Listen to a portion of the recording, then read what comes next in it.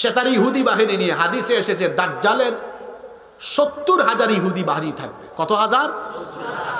এই ইহুদি বাহিনী নিয়ে দাজ্জাল মসজিদে আকসার দিকে আসতে থাকবে, মুসলমানদেরকে শেষ করবে, মসজিদে আকসা তারা দখল করবে। ইমাম মাহদী আলাইহিস সালামের ইমামতিতে নামাজ শেষ হবে। নামাজ শেষ করার পরে এবার ঈসা আলাইহিস সালাম ইমাম মাহদীকে পাশে রেখে বক্তব্য দিবেন, মুসল্লিদেরকে বলবেন, আল্লাহ আমাকে পাঠিয়েছেন দাজ্জালকে কতল করার জন্য, পৃথিবীর অসভ্য ইহুদিদেরকে শায়েস্তা করবার জন্য। সুবহানাল্লাহ মুখ দিয়ে বাইর হয় না। এবার আরেকটা হাদিস শুনেন। এই হাদিসটি এসেছে আবু দাউদ শরীফে, এটা এসেছে নাসাই শরীফে। হাদিসের বর্ণনাকারী সাহাবী হচ্ছেন সাউবান রাদিয়াল্লাহু আনহু। তিনি বলছেন, আল্লাহর রাসূল বলেছেন, ইসাবাতানি মিন উম্মতি আহরাজাহুমাল্লাহু মিনান নার। আমার উম্মতের দুটি দলকে আল্লাহ তাআলা জাহান্নাম থেকে মুক্তি দিয়েছেন। এই দুই দলের মানুষ, এদের কাছ থেকে আল্লাহ হিসাবও নেবেন না, এদের আল্লাহ বিচারও করবেন না। বিনা হিসাবে বিনা বিচারে আল্লাহ তাআলা তাদেরকে জাহান্নাম থেকে মুক্তি দিয়ে জান্নাত দিয়ে দিবে। নবীজির কয়টা উম্মতের কয়টা দল? জোরে জোরে কয়টা দল? আচ্ছা, কোন সেই দুইটা দল? এক নম্বরে নবীজি বললেন, ইসাবাতুন তাগজুল হিন্দ, যারা হিন্দুস্তানের বিরুদ্ধে যুদ্ধে অংশ নিবে। হিন্দুস্তানের বিরুদ্ধে যুদ্ধে অংশ নেওয়া প্রত্যেকটি মুমিনকে আল্লাহ জাহান্নাম থেকে মুক্তি দিয়ে দিবে। আপনারা আছেন না ঘুমাই গেছেন? এই হাদিসটা আজকের যুগের না 1500 বছর আগের? 1500 বছর আগে নবীজি কি বলছেন? হিন্দুস্তানের বিরুদ্ধে একটা যুদ্ধ হবে, ওই যুদ্ধে আমার যে উম্মত অংশ নিবে, শহীদ না, অংশ নিবে শুধু, আল্লাহ তাকে জাহান্নাম থেকে মুক্তি দিয়ে দিবেন। তাহলে 1500 বছর আগে নবীজি একটা বার্তা দিয়ে গিয়েছেন যে হিন্দুস্তানের বিরুদ্ধে মুসলমানদের একটি যুদ্ধ, জোরে বলেন যুদ্ধ, যেই যুদ্ধের নাম হলো গাজওয়াতুল হিন্দ। যেই যুদ্ধের নাম কি? গাজওয়াতুল হিন্দ। হিন্দুস্তান আমাদের পাশের দেশ না? এখন শোনেন, আমরা বাংলাদেশিরা, বাংলাদেশি মুসলমানরা, শুধু বাংলাদেশি নয়, তামাম দুনিয়ার সকল মুসলমানরা যুদ্ধপ্রিয় নয়, আমরা শান্তিপ্রিয়। জোরে বলেন, আমরা কি প্রিয়?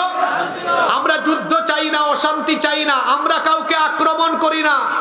তাই বলে আমাদের সরলতার সুযোগ নিয়ে কেউ আমাদেরকে আক্রমণ করলে আমাদের স্বভাব হলো এমন, আমরা বীর পুরুষের জাতি, সিংহের জাতি। আক্রান্ত হলে পরে আমরা কাউকে ছাড়ও দেই না। একবারে দিয়েন, দাঁড়ান, একবারে দিয়েন, শেষ করে ফেলি। আমি আগেই বলেছি, মুসলমান যুদ্ধ প্রিয় নয়, আমরা কি প্রিয়? সবাই বললেন না তো, কি প্রিয়? শান্তি প্রিয়। আমরা যুদ্ধ বাঁধিয়ে দেই না, আমরা কাউকে আক্রমণ করি না, আমরা ডিফেন্সিভ।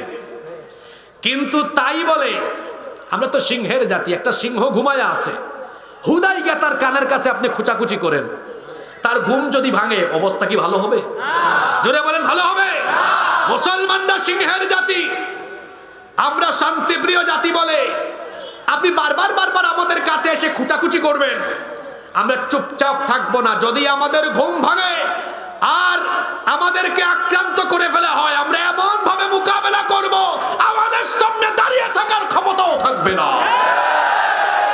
সম্মানিত ভাইয়েরা, প্রিয় টাঙ্গাইলবাসী, রাসূল বলে গিয়েছেন হিন্দুস্তানে কিয়ামতের আগে একটা যুদ্ধ হবে, এটার নাম হলো গাজওয়াতুল হিন্দ।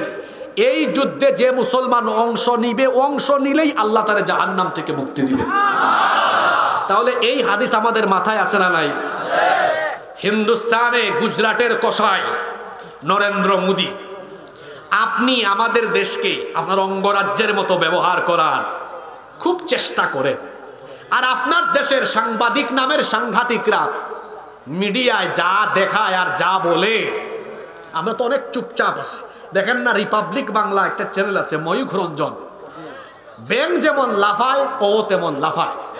তারপরে ডিসপ্লেতে বাংলাদেশের মানচিত্র এনে বলে, এই যে বাংলাদেশের চট্টগ্রাম, এই যে রংপুর, এই যে সিলেট, এটা বাংলাদেশের চিকেন স্ন্যাক, এটাকে আমরা আলাদা করে দিব।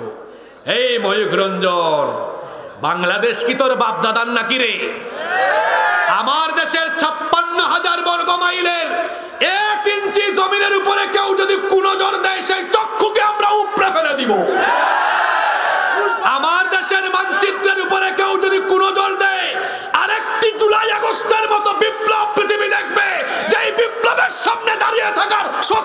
হবে না। আর একবারে দেন, দাঁড়ান, আমার কথা শেষ করতে দেন না, এত আগে উত্তেজনা বললে কেমন হবে? সম্মানিত ভাইয়েরা, সম্মানিত ভাইয়েরা, এই যে আমার বাড়ি কোথায় জানেন আপনারা? এই দেখো এবলা 3 বছর ধরে আই, তারা জানেও না আমার বাড়ি কয়। এই আপনাদের মাহফিলে 3 বছর না বছর সহ, তো 3 বছর ধরে আসি, আপনারা জানেন না আমার বাড়ি কোথায়? আমার বাড়ি কুনানো, সিলেট।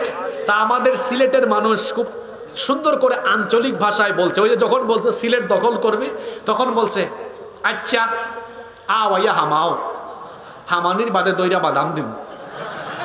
কিতা দিমু? আও আইয়া হামাও মানে আও এসো, আইয়া হামাও মানে ঢুকো, বাদে বাদাম দিমু মানে বাদে সাইজ করবো। সিলেটের মানুষদেরকে চিনো না। সিলেটের লোকেরা হলো হযরত শাহজালাল রহমতুল্লাহ আলাইহির রুহানি সন্তান। ৭১ সালে বাংলাদেশে যে মুক্তিযুদ্ধ হয়েছে, সেই মুক্তিযুদ্ধের সর্বাধিনায়ক ছিলেন সিলেটের সন্তান আতাউল গনি উসমানী।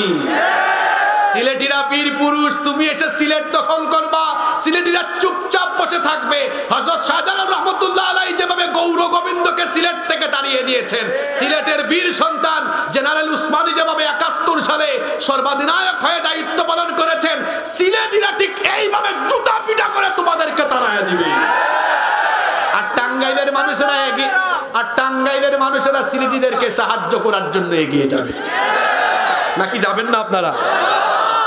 সম্মানিত ভাইয়েরা, তাহলে বলছিলাম আল্লাহ রসুল বলছেন আমার উম্মতের 2 দলকে আল্লাহ জাহান্নাম থেকে মুক্তি দিবেন। এক দল যারা হিন্দুস্তানের বিরুদ্ধে যুদ্ধে অংশ নিবে। তার মানে বোঝা গেল হিন্দুস্তানে একটা যুদ্ধ হবে, আর এই যুদ্ধে অংশ নিলে গুনাহ মাফ, জাহান্নাম থেকে মাফ। সুবহানাল্লাহ পড়বেন না?